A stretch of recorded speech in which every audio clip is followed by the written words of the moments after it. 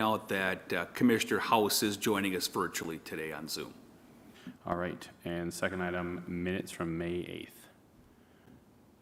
Any concerns or questions from committee? No? All right, motion to move on. I think we need a motion to do that. I'll move to approve. Second. All in favor, you signal by saying aye. Aye. Opposed, nay. All right, motion carries, and we're gonna go to bills. Item 3, anything we should know about, John? Sure. Number of bills this month, a lot of one-time bills related to Block 28, the Gateway project on the relocation of 418 Vermillion. That's the Dick's Barber Shop building. As of now, all of the tenants within that building are out of the building. We did have some obligations for relocation payments, so that's the majority of the expenditures we had last month. Rest of these are more related to maintenance costs themselves. So I could stand for any questions. All right, I'll accept a motion to approve the bills. So moved. Second. All in favor, signal by saying aye. Aye. Opposed, nay. All right. Motion carries. Item 4, business.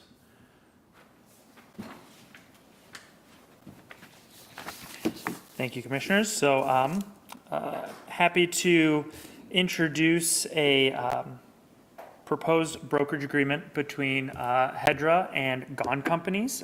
We've had a couple of meetings with GON, adjust this just to make sure, a couple of meetings with GON to discuss potential development sites within the city, and one that drew their eye quite a bit was the industrial park site. And so after some discussion and continuing to work through a brokerage agreement, we have a proposed 1-year agreement for them to market the industrial park site and also look at potential other uses for the site. I know we discussed that at our last meeting, and that is something that will be explored with GON.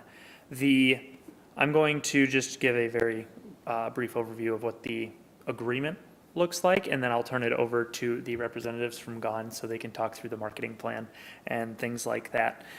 As I said, this is a 12-month agreement terminating on July 1st, 2026 to list the 50-acre industrial property there.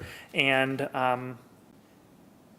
yeah, it's a pretty similar to past brokerage agreements that we've had here. Yeah, I think there's nothing too outstanding here. One of the extraneous points that we have gone through in discussion with this is given that cities will sometimes use listing price for property as a negotiation tactic or as an incentive, having some discussion through there. That's been, I think, the biggest changes between the agreement that's in the packet and the agreement that I have in front of us that we're still working through. It's just guaranteeing that should the city sell the industrial park property for less than what we're normally advertising it at that $215 a square foot, that GON would be provided a brokerage fee of no less than their 6% brokerage fee at 70% of the list price. So if we wanted to sell it at a steep discount for a development incentive, we're still making sure that the GON company is being made whole for the work that they do to help bring that through, should we sell within the 1-year contract, and then should a sale date happen within a year after that, if GON introduces us to a potential buyer, the contract expires and then we sell to that buyer. Also making sure that the brokerage agreement goes through with them. But I'm happy to answer any questions about the agreement right now. Otherwise, I can turn it over to representatives from GON and they can talk through the marketing plan. So I guess if there's any questions on the agreement first, I'm happy to stand for any. Okay. Folks come up. Well, hi, my name is Tim Gahn. It's my wife Savannah and Lucas Gahn, my nephew actually.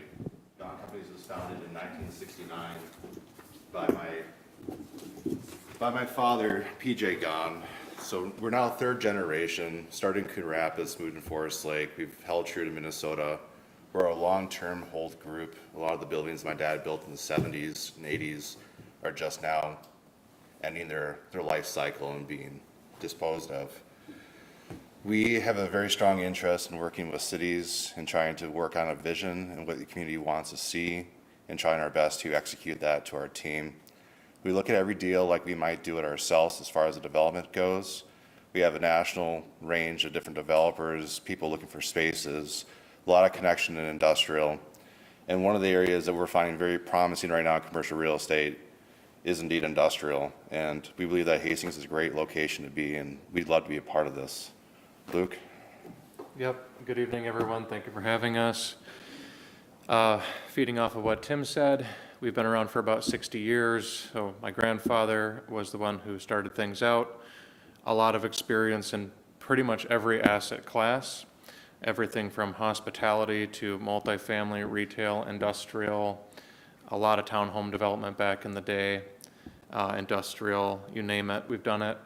Over the past couple years and due to market circumstances, we've really narrowed down our focus, again, as Tim said, to multifamily, retail, and industrial, especially as we move forward with the next stint of the business.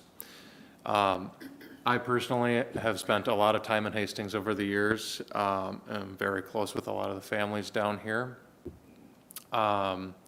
So I know the market relatively well, and I happened to meet Director John over here at an event through the Real Estate Journal a couple of months ago. We hit it off, and we thought it might be a good opportunity for us to have a discussion. We've looked at several opportunities here in Hastings.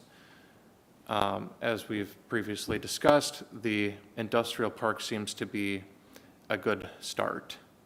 I see a lot of potential here. The key difference between us and maybe another group is we really do have some strong local roots here. Every other group that's serious about development in this market knows us very well. We have a very good reputation. We follow through. We're looking to build product that stays for a long time. We will partner with other developers in the event that that is necessary. We look at a variety of different size deals. Currently, we're working on a few projects very similar to this. Not necessarily shovel-ready, but 100-plus acre master planned industrial sites, which I think which concept would feed nicely into this industrial park as well. I'll briefly go through some of the basics. A few of them we've talked about regarding the business, and I'll hit on a few other points as well. So just to recap, since 1969, we do more than just development and brokerage. We are full service. We've managed over the years millions of square feet of all types of asset class. We operate one of the largest homeowners association management companies in the state. We also have a full-scale maintenance team, lawn care, snow plow, et cetera. So pretty much every aspect of commercial real estate we have done or we still currently do. The team that is overwatching this, Patrick, who's my dad, Dan Hebert, who's been with us for 20 years now. He started out in Rochester, very familiar with this market, done some incredible projects over the years, some of which I've sent in for the city's review. A lot of nice market rate, multifamily and mixed use. Several more we'll be able to show to the council in the near future once they're fully entitled and available to the public. And then, of course, Tom Opsahl, who has been with us for about a decade now, strictly land. He has one of the broadest networks of developers, probably in the Twin Cities, very well known, and that is his key focal point, is land. And then, of course, Tim, who has introduced himself, Savannah, and myself. I got into the business at a very young age. I started when I was 16 years old. mostly managing apartments. So I've been in it from the very bottom all the way to the top. And I love it. You know, it's a long, long journey, but it's very fulfilling at the same time. So we have a few different ideas for the industrial park. The approach we're going to take is going to be multifaceted. We're not looking to stick a sign in the ground and put an ad up online and call it a day. That's not what we do. Although putting a listing out for the land will be part of it. We see this as an opportunity, especially given the current market, to really test the waters here and find the highest and best use for the city of Hastings and the land. We're going to put together concepts for build to suit. That'll be a big part of what we drive. So we're going to be interviewing all industrial tenant brokers within probably a 30-mile radius of here, as well as every viable tenant potentially looking to move within Dakota County, looking to expand or relocate. We'll be reaching out to our network with Corfac, which is an international group. We've done several deals with them over the years. It'll be a lot of conversations. We've assembled a list of 50 developers as well that, a little north of that, but this will be a conversation we're having with specifically industrial developers as well that have current interest, without necessarily bringing up the exact location of this site. I've already had a conversation within the last 2 weeks with several development groups at various real estate functions who have expressed a lot of interest in more development. They do not have anything to acquire, and the market's very tight, and I'll get into that a little bit further down the line. There will be another approach that I'd like to present to the council.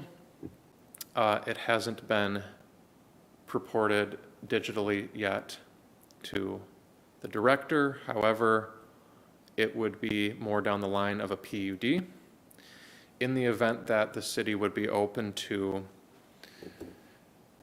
at least in portion, a rezone of the land, in the event that the city had an appetite for residential development. And if that is the case, we have a plan to present for that as well. And we already have a group that we're ready to move, present it to. So I already talked through some of this, but we'll go over it again here. We'll be talking to all the local logistics manufacturing companies and investors within our network, and we'll go beyond it. We've already done some serious analysis, which we'll be happy to share with you after the meeting. And we'll continue to do so over the course of the listing without need for much explanation and what ought to be expected regardless. A full online presence and digital marketing. We'll go above and beyond, especially from a rendering standpoint as well, given the fact that we plan to do conceptual site plans and build to suit. And obviously this will be posted on all of our platforms which we use to advertise our deals. Physical marketing is still a big deal.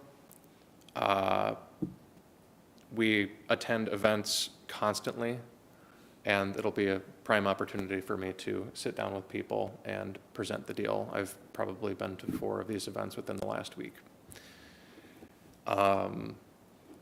Cold calling and networking, it's just part of the business, as we all know, and what it will do is I think it'll generate long-term interest in the city. Even if it isn't a deal today, it can be a deal tomorrow. So at a minimum, this will drive a lot of eyes to the city and its future plans. And then, of course, our broker relationships, of which there are many, and we're constantly talking to people. That's what a lot of it's been going on the past 2 years, especially right now, because in some ways the market has slowed and people are starting to get very creative with how deals are getting done. And that'll be part of what I talk about down the line. We'll be providing you with reports on everything that we're doing and everyone we're talking to. You'll have full lists. We can do it as frequently as you'd like, but we have set some minimum standards. Yeah, so there will be weekly tracking. And here's an example: 4 inquiries this week, 2 logistics firms, 2 developers. We can provide monthly summary reports, and it goes without saying, but lead prioritization, qualifying leads, readiness to purchase. This is something we, in some ways, have narrowed down already. Client engagement, it goes beyond even what it says here. It's a constant touch. It's a constant touch with everyone you're talking to and keeping people engaged, moving the ball down the court. Here's a proposed timeline. Right now we're in phase 1, preparation and launch. We already have a number of our materials ready to go. Once things move forward, we're going to be going out, creating a lot of our own content to prepare for marketing. The marketing plans which we've presented up to this point, the brochures, a lot of it is pre-used content. We'll be creating all of our own. Launch campaign, this is a huge push. Using the platforms we have, this is something we typically send out to all the firms with which we're in the network on a weekly basis, in addition to the phone calls, the emails, the events, etc. Broker and developer outreach, similar to what I just talked about, constantly meeting with people and going over the deal. Data-driven adjustments, basically what this means is as we start getting feedback, our plan may slightly change, and this will be something that we talk about with the city. It could be anything from, hey, we're seeing a larger demand for space over 50,000 square feet in this product type within industrial. Or it could be, we're seeing a greater demand for small bay, 15,000 feet and up.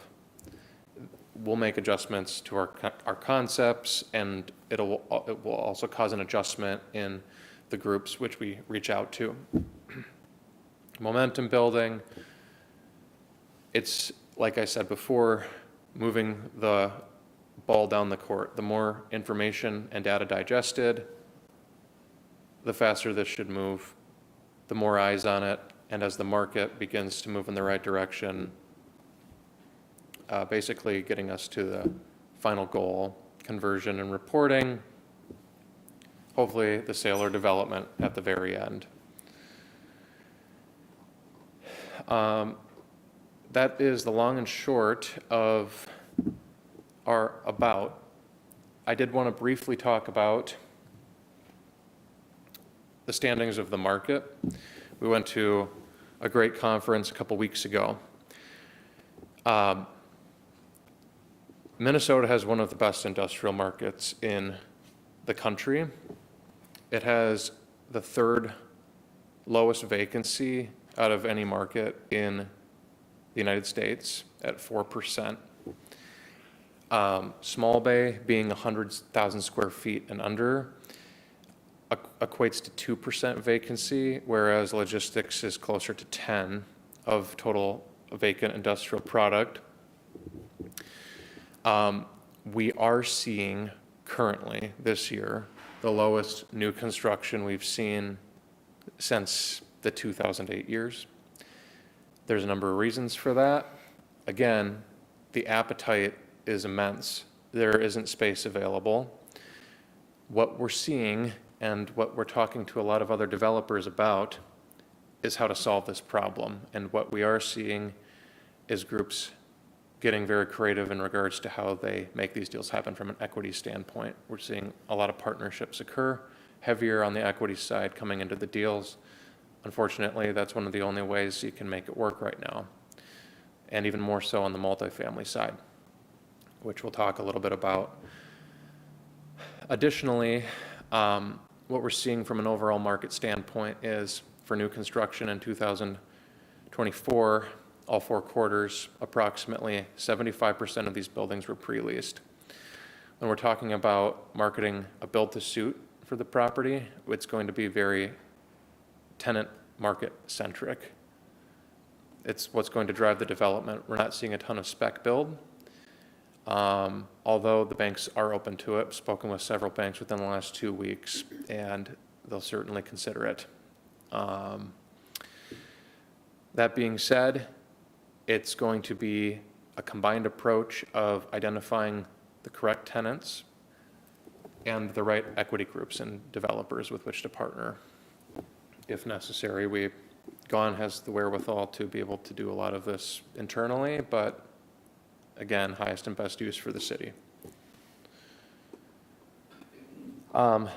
Here's the shovel-ready brochure for the land. Again, there will be a recycling of some of the content. We have to update this to $2.15 a square foot. Pretty cut and dry data. It's about getting it in front of the right people and sitting down with them and having the discussion at this point. I believe many of the council members, and correct me if I'm wrong, are aware of everything the site has to offer, so I won't spend too much time on that. Current zoning, permitted uses, incentives, and we can build out additional information underlining each of these items, which can become accessible on the back end of the brochure to brokers and agents as well, in the event that they need to dig more into city codes and permitted uses, et cetera. So, that would take care of the land brochure right there, demographics of the city.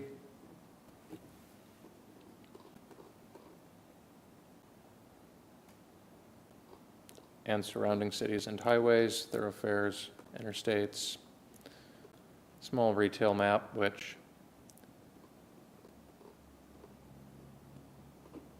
and then what we'll be doing as a second brochure is putting together a site plan with conceptual buildings. I just had one of these done this past week for a 5-acre industrial deal off of Highway 65 in Isanti County. We'll usually have something like this made up within 2 weeks. So I'll have some adjustments made with the fellow who I work with on this.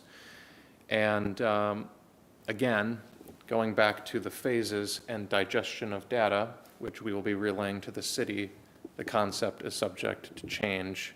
The building sizes might change, the bay sizes might change, the overall exterior building design might change, depending on the types of uses we're engaging.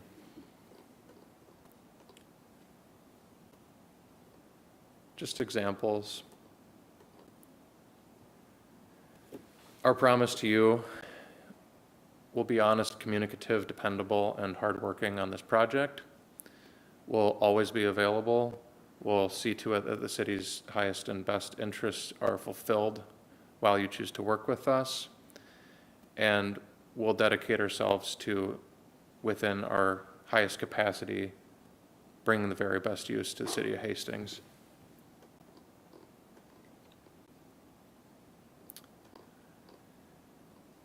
And a little bit more. Yeah, this is the for lease, Yeah, build to suit one so for tenants. similar information needs to be built out with the correct content.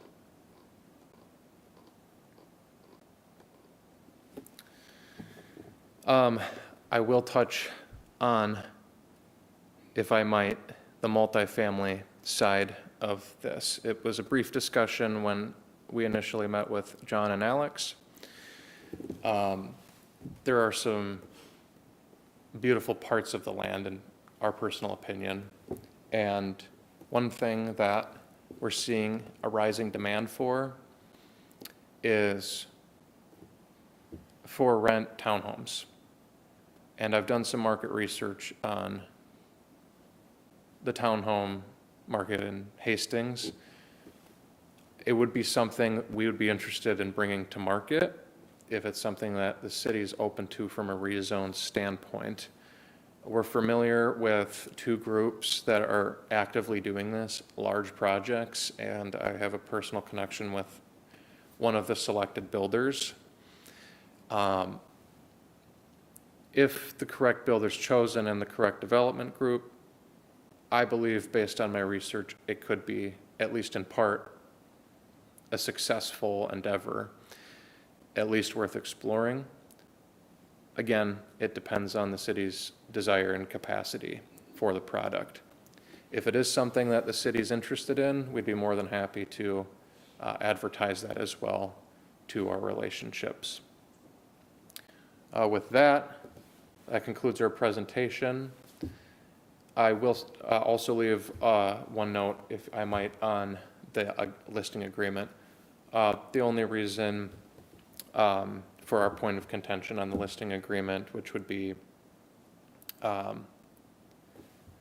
paragraph citing commission based on reduced price, is simply because we've seen many deals where the land is sold for $1.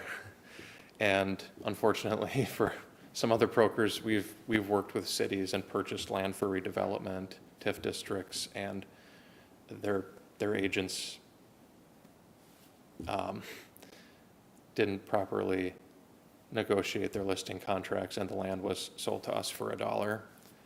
And besides, we don't think we'd be very good negotiators if we didn't, at least for you or anyone else, if we didn't, fight for ourselves a little bit as well. That being said, we're wanting to work with the city in whatever is a reasonable and fair capacity, and we will be flexible. So whatever makes the most sense. With that, I'm not sure if there are any questions, but that concludes our presentation.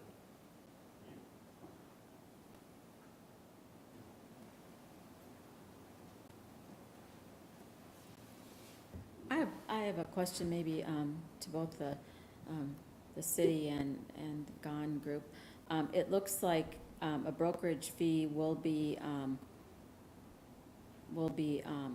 placed if a buyer is brought forward. This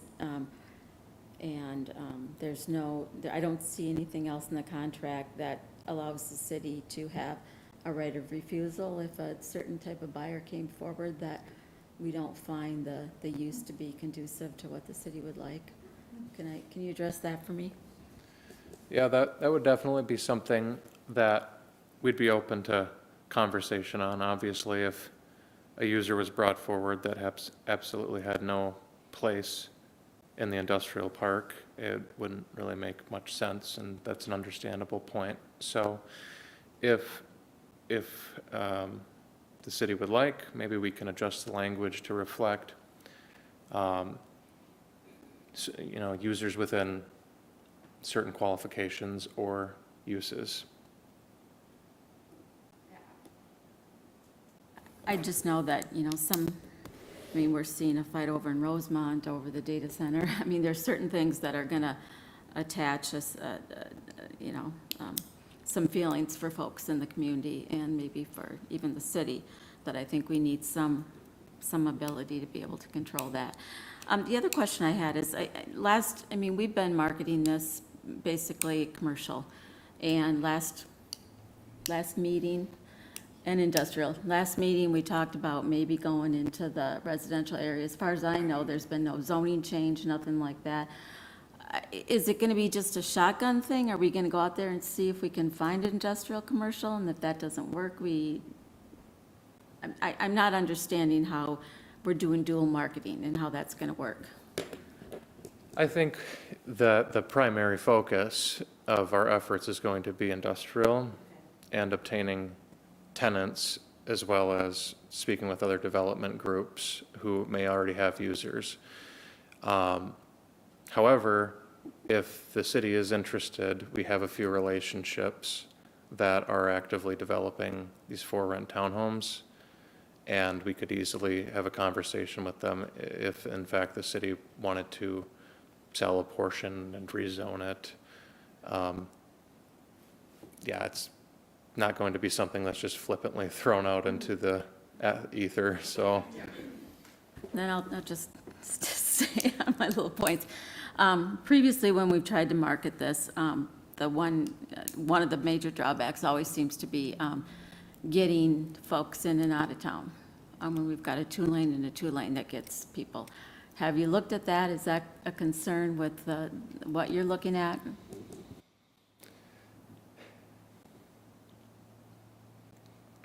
What I foresee happening is I foresee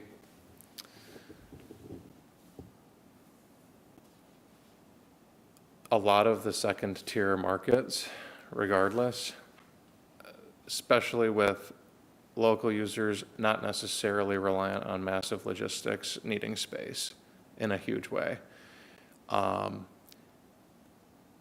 I've gone in and out of that area probably 10 times over the years, and it hasn't been something that has internally raised a concern, which normally I would identify something like that, just being in the industry I am.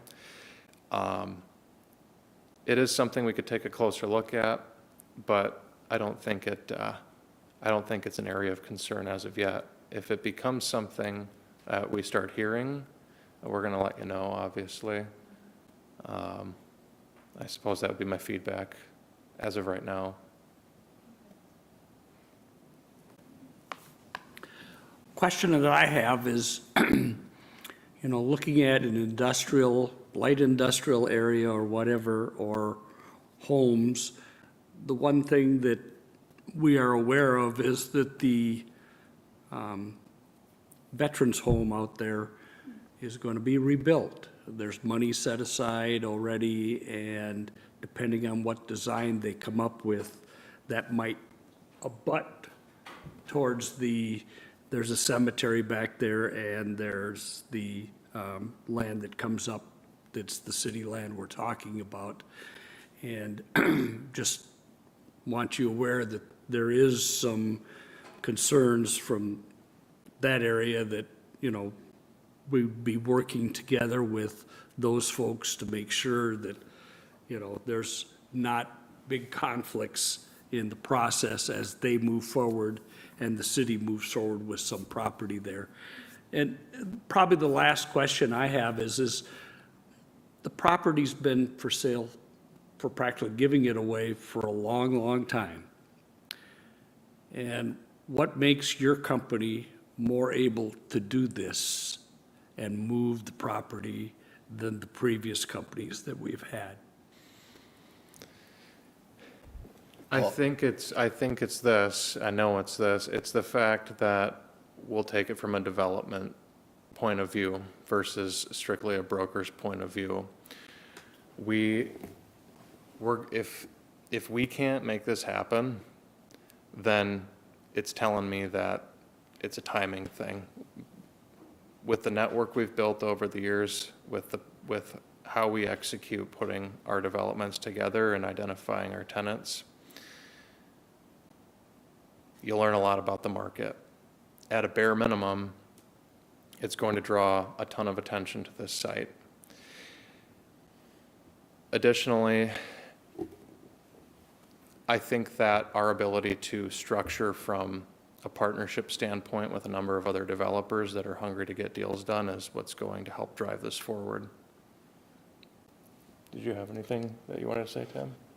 Yeah, I think everything that Luke said is 100% right, and we have a much different point of view than your average, brokerage. We're very conservative. We haven't made a whole lot of mistakes over the years, and sometimes maybe we didn't take deals that we should have, but we didn't lose a whole lot of deals. We're very tactful and very methodical, very resourceful. As you can tell, we work closely as a close-knit team, so we're always here to tackle or answer a phone call or go meet with someone.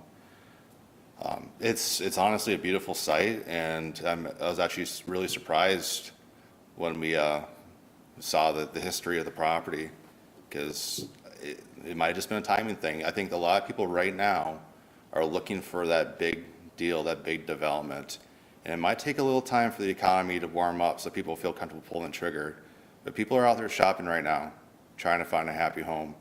And Minnesota has a huge industrial thirst right now. And I can't imagine that we couldn't bring the right person to the table. As far as the aesthetics too, with the Veterans Home, our goal is never to just slap up a building. We don't have cookie cutter printouts of a high rise we want to throw in. It's all community based. It's all going after needs, the aesthetics, the history of this town. It can't stand out of place. So whatever concerns that they have, we're happy to try to work through that to make it a beautiful place for everyone. Good. I mean, I'm very glad and hopeful that we can move forward and, make this become a reality and something gets built in there. And that's really, my overall concern here is it's like, okay, we're going down the right path.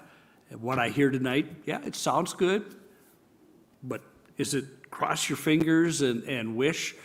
Or can we really, do you folks really think that the economy and the situation locally is turning around and there would be interest to move the property in some varying kinds of development to fulfill the need that the city's looking for? Absolutely. I I mean, hope. it being a shovel-ready site, that adds a huge thing. With just the general vibe of not wanting to be downtown St. Paul, downtown Minneapolis, you guys are in that sweet spot.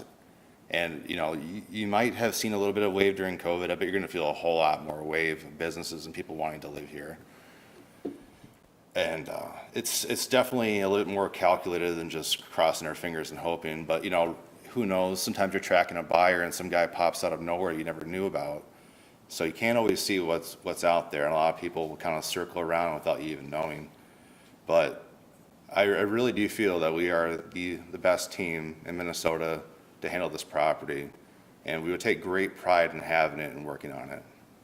Very good, thank you. John, can you tell me when we first had this site up for sale? This site has been for sale probably since the early 1980s. We marketed it with $1 per land. We started that probably in the late 1990s. We've always held this site aside for a large development. We split off other portions of the park earlier to provide smaller lots.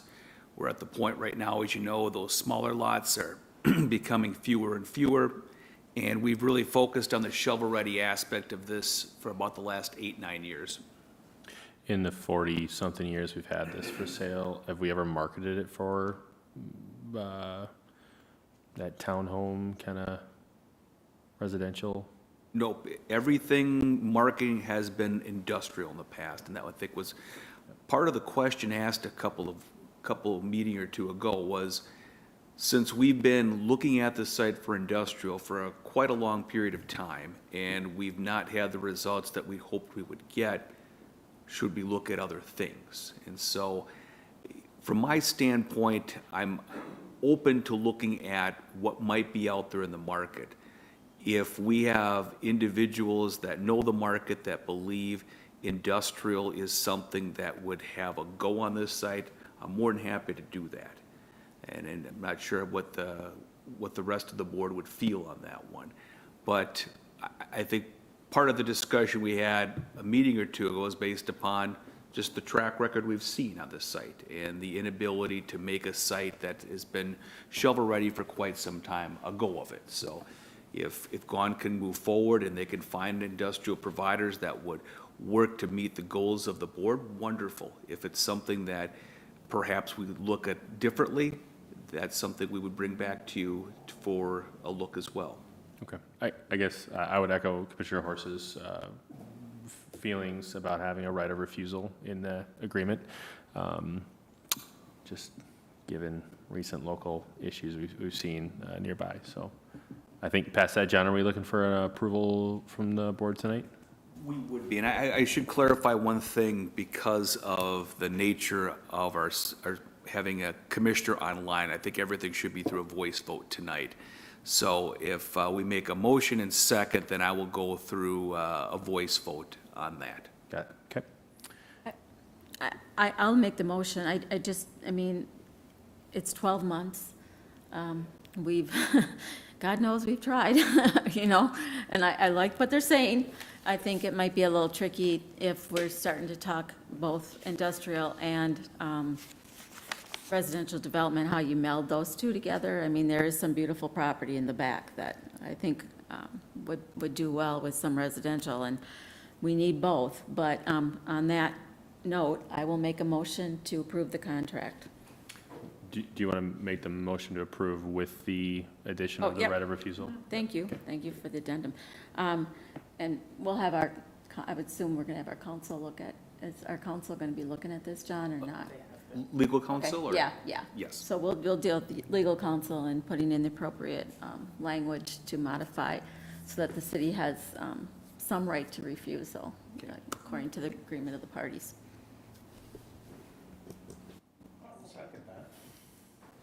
Okay, so second by Commissioner Golbush. I will go for voice vote here. Commissioner Horsch? Yes. Commissioner Golbush? Yes. Commissioner Pemble? Yes. Commissioner House? Yes. And President Anderson? Yes. Okay, I will note that that passes on a 5-0 vote, and we will confer with our legal counsel on the changes and get this signed, and look forward to the work being done here. Thank you, guys. Really very much. appreciate it. Being We're here. looking forward Thank to you. working on it. Thank you. Have a great evening. Thank you as well. Okay, item B, authorize execution of contract block 28 environmental assessment.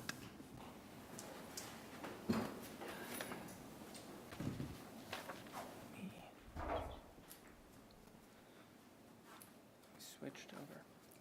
All righty, yep, so for, from industrial park to block 28, as we move to continue seeking redevelopment of block 28, one of the action items during that is to evaluate the site to see if there's any environmental contamination on that. So going through a phase 1 environmental site assessment, a pre-demolition hazardous building materials inspection, so a non-destructive test on any of those properties.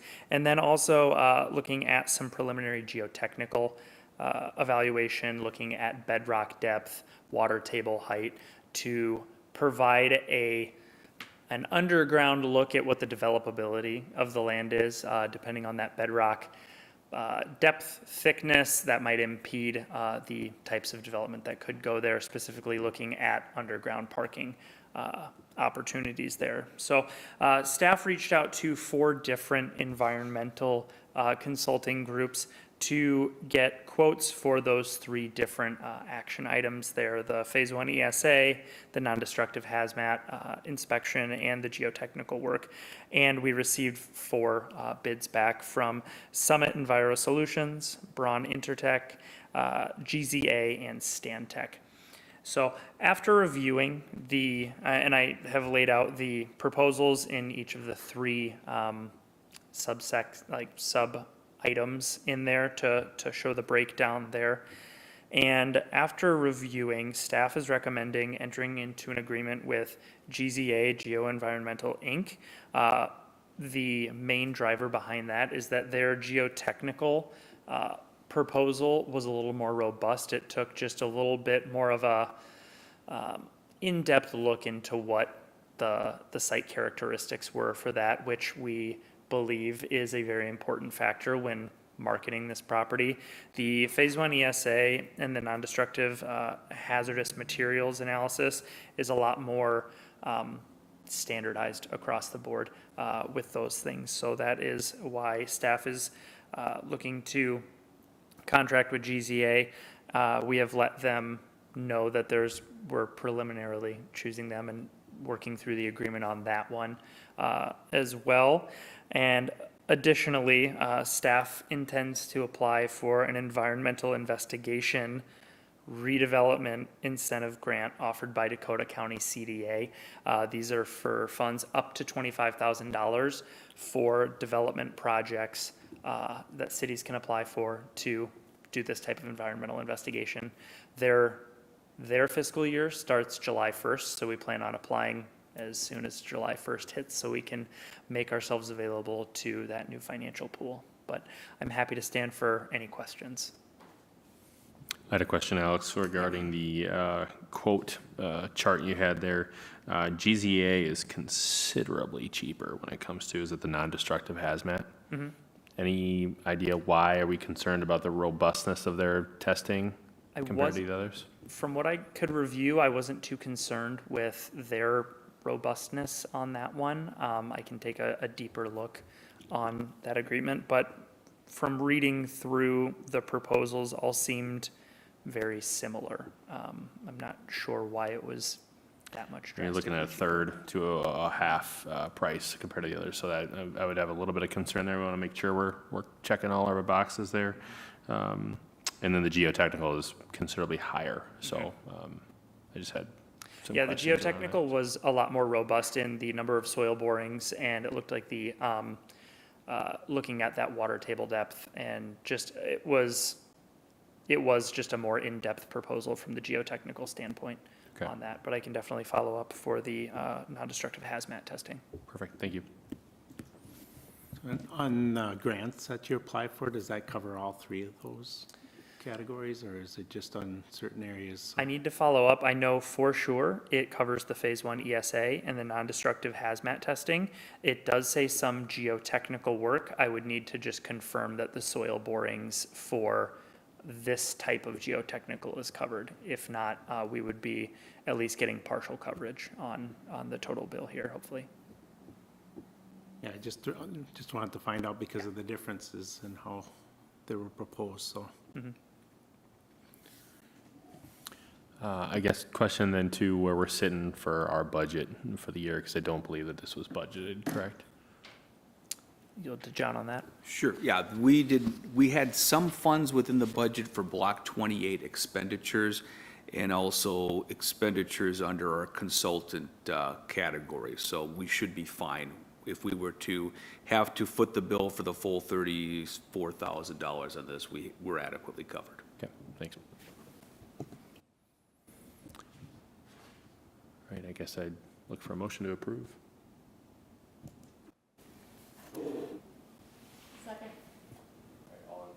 Oh, that's right, I gotta go through one other motion here. So I will, with the motion and second on the floor, I'll go through a voice vote here. Commissioner Pemble, Yes. Commissioner Golbush, Yes. President Anderson, Yes. Commissioner Horish, Yes. and Commissioner House.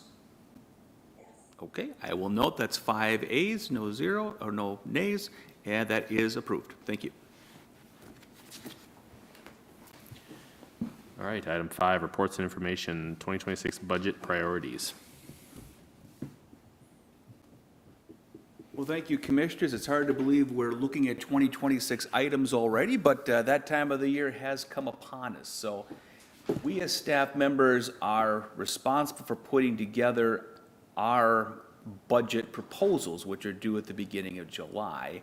And I wanted to touch base with HEDRA to make sure that some of the items that we had in the budget that we're looking at are consistent with what we would be wanting to have in the budget for 2026.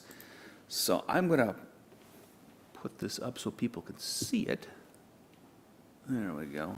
And there we go. So one of the things I did is went through our strategic plan for 24, 25. So we're halfway through. We're priorities and where we're at with that. Earlier, we looked at it as being a primary project and a goal for us as we move forward.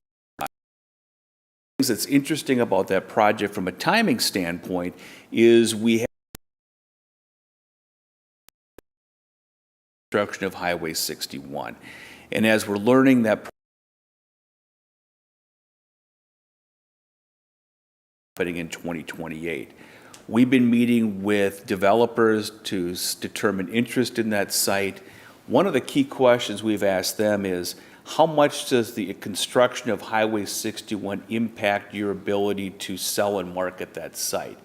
And it's certainly problematic. I don't know if it's something that would be an obstacle in which we would delay it. But that's certainly an item that when we looked at the plan budget for last year, we were thinking it was going to be about a year earlier. That being said, when we look at our budget for next year, one of the things that we've talked about is our grant program. We've had a facade improvement grant program the last couple of years, about $50,000 allocated each year to do that. And looking at down the road, having something more specifically driven towards Highway 61.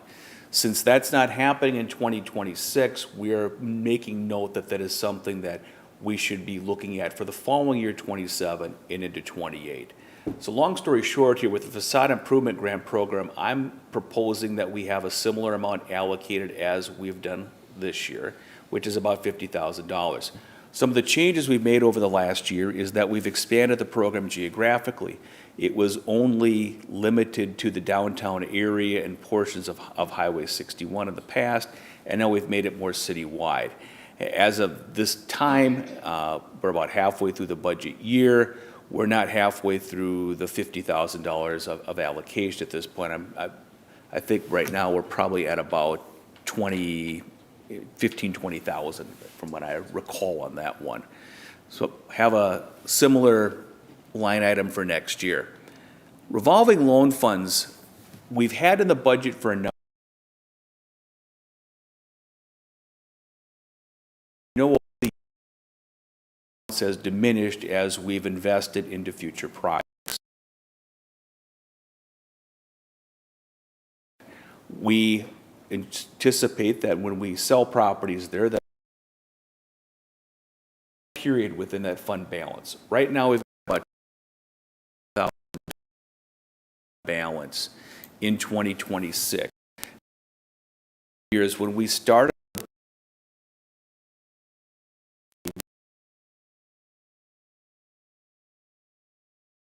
allocate funding within that because there's unanticipated things that may come up within it. So not looking to have gap funding as we have had in the past because we just don't have a source. Consequently, the downtown environment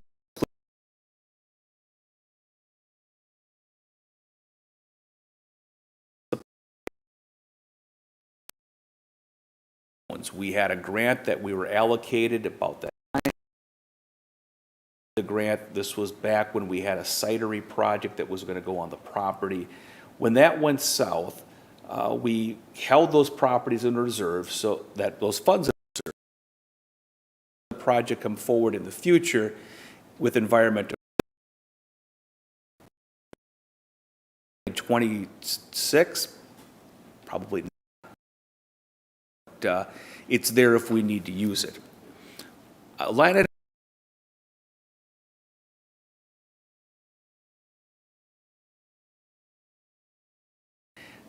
the outlot for the be if we were to assist in some of the property in the parking lot to provide more income for the to reinvest that into the facility, that would be a good win situation. We still have not spent that money as a 25. When we look at our expert and consultant service budget, I'm looking at reducing that slightly. We had that $90,000 this year was part of that was allocated towards some other things for Block 28, one-time expenditures, which we've done. We don't have those again. And right now we've got about $20,000 spent year-to-date within that on other items. Legal fees are consistent, conference and schools. Repair and maintenance of buildings, I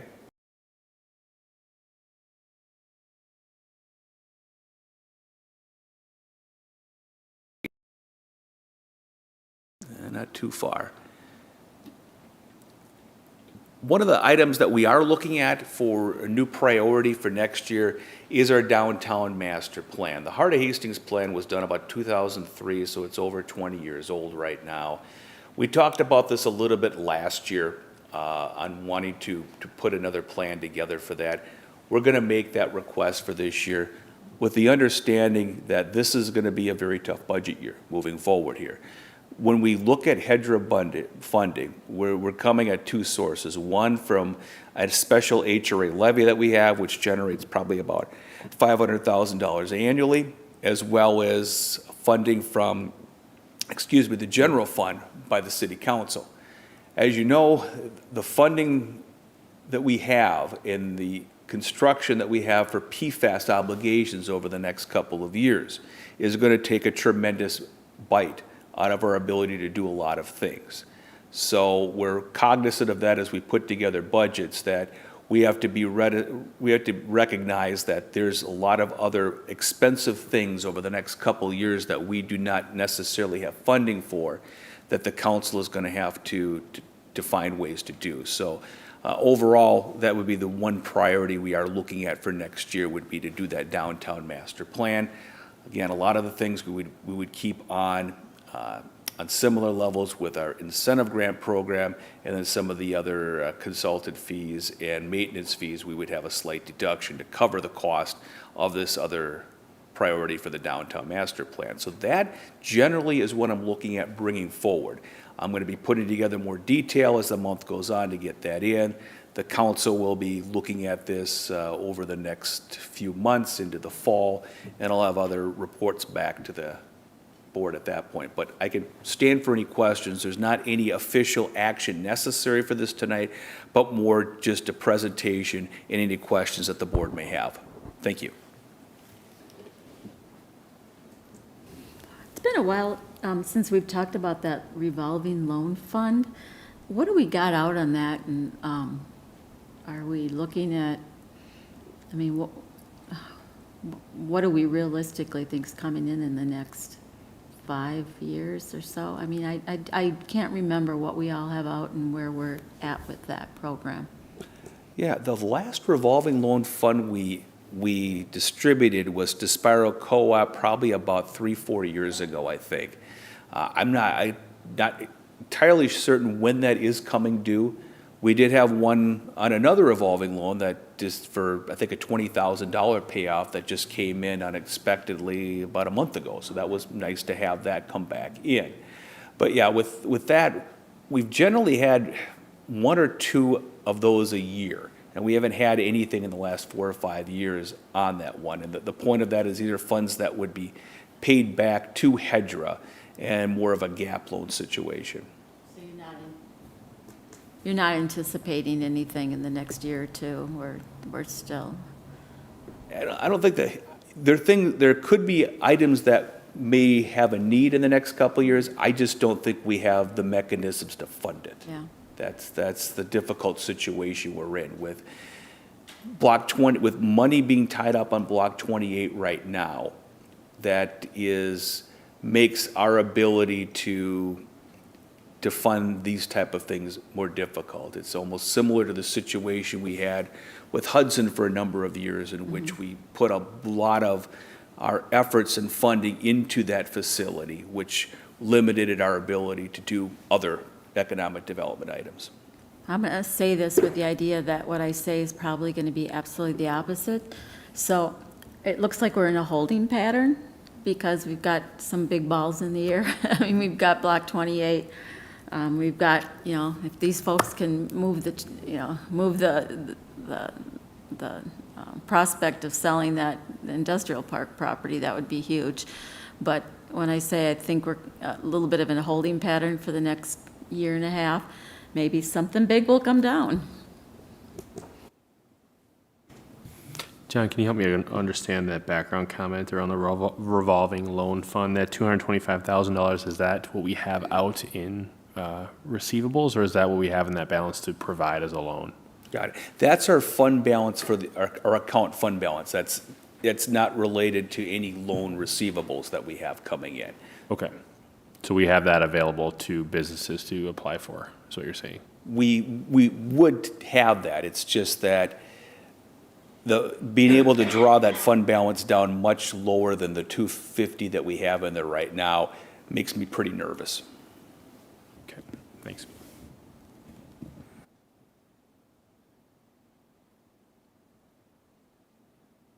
Okay, no other questions? All right, I think we can move on. All right, thank you.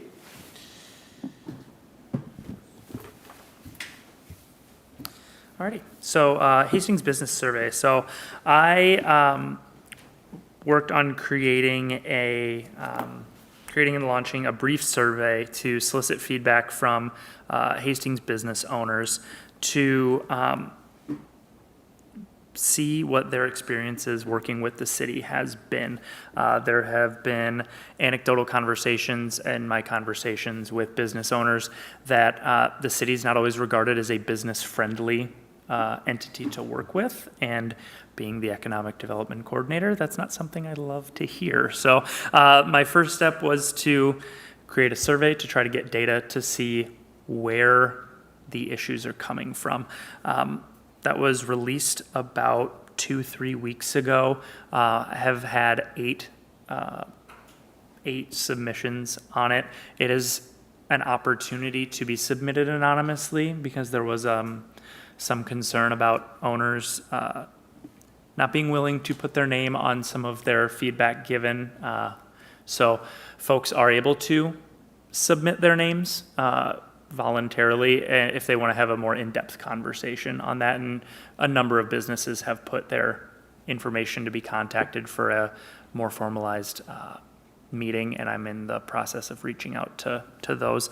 So part of this is another marketing plug for anyone listening or keeping up to tabs. We have a business feedback survey live right now, and also I have promoted it to the Downtown Business Association. The chamber has put it out in their emails, and then I'll be working with the building department to send it out to folks that recently complete a project, because those people are going to have their interactions fresh on their mind. But yeah, I think it's a good start there. Happy to answer any questions about it. Potentially, how many responses do you think you expect to get? I mean, I would love to get north of 50 responses, but it depends. And since there's no hard deadline on it, it's a rolling thing. We have 8 so far. But yeah, I'd love to get north of 50 to have a solid kind of data set to be able to draw some conclusions. Alex, I don't think we've seen that. Are we going to get something about what your findings are and what folks are telling you? Yeah, I can plan to have a breakdown of the data presented later this year, hopefully when I get some more substantive responses there. And if I can, once I set up some of those in-person meetings with businesses as well. Are we still doing the drop-in visits with businesses? Yes, I do drop-in visits on those. Those are usually pretty surface level on those. A lot of the times it's not the owners that are in, things like that. But I've completed just north of 60 drop-in visits this year so far.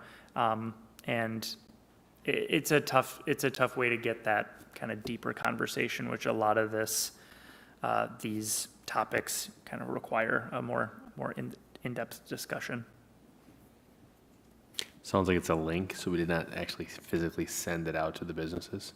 Yes, it's a live link that's on a web page. Awesome. Yep. Do we know, I mean, we've received 8. Do we know what the number is of businesses that are, able to provide feedback? Like total number of businesses Yeah. in the city? Yeah. Off the top of my head, I mean, it's well north of 100 Okay. businesses in the city that would have the ability to do that. So, been looking at other ways to market it as well. Okay, thanks. All right, I think we can move on to development updates. Okay. Well, in the PFAS world, we have some actions the council will be taking with the central water treatment plant site, which presently known as Carboni's Pizza and Stacy Stars. We've been working with economic development and engineering for the last few months on this site. We are looking at the tenants of the building right now, which are Carboni's and Stacy Stars. They need to be out of the building by June 30th. Stacy Stars has in the process of relocating to another facility down by Colburn's near the strip mall, so they're well on the way of doing that. We've also offered our services to Carboni's in their search for another location. They have looked at a couple of places, have not settled on a specific location yet, but they will be closing shop as of the 29th of June. Council has a special action they're looking at to allow them a couple extra days beyond that June 30th for cleanup of the site, essentially. They'll operate through the weekend, spend the next few days cleaning up there. So we'll have that on for council consideration next week, as well as the site plan for the facility and some of the engineering. So bottom line, when you look at the summer coming up here, you're going to see some big changes on that site. There's going to be some demolition on the property and start of reconstruction of that plant. So things happening there.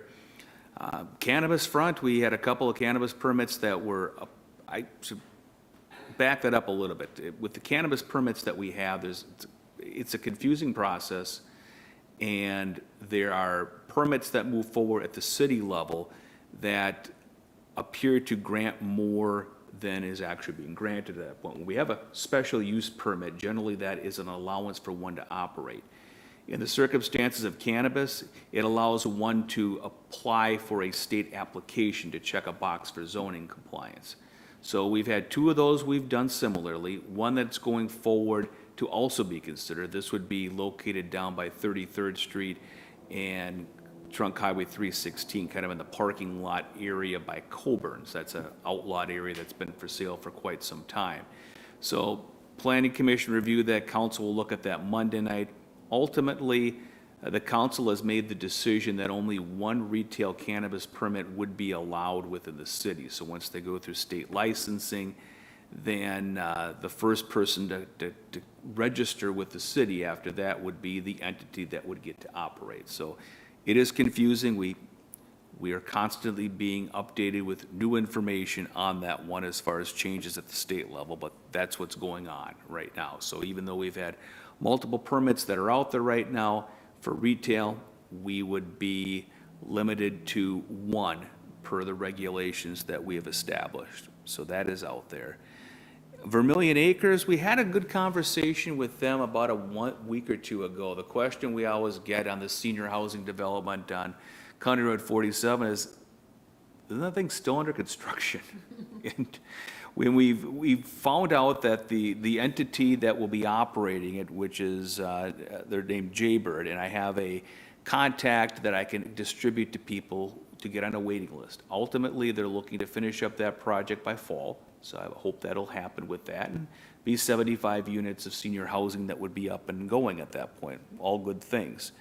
Those are probably the bigger items going through. We've had an uptick in inquiries on land development, which is good.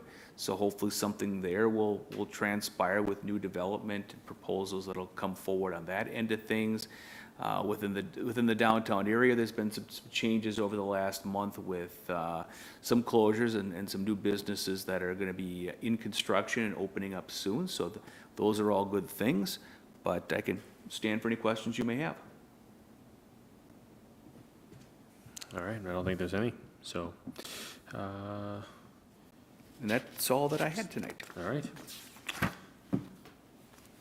I will look for a motion to adjourn. All in favor, signal by saying aye. Aye. Those opposed, say no. Motion carries. Meeting adjourned. Thank you. Thanks, Angie.